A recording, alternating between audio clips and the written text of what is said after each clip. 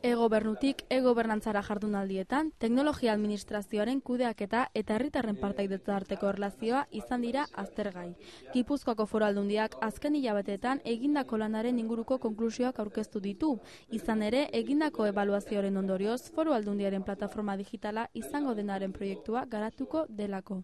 Gizarteak zerbitzu berriak eskatzen ditu, harremantzeko modu berriak ditu, eta udalak 21. mendeko ingurune iraunkor eta emankor horretan partaidetza aktibo bat izango baldin badugu, eraldaketa bat izatea ezinbestekoa dugu.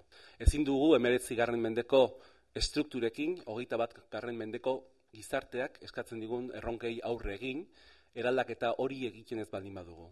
Plataformak eztabaidak eta deliberaziozko prozesuak sortzeko, kontsultak egiteko, kexak eta iradokizunak kudeatzeko edota batzar nagusiek aintzat izan ditzaketen zenbait ekintza sustatzeko balioko du.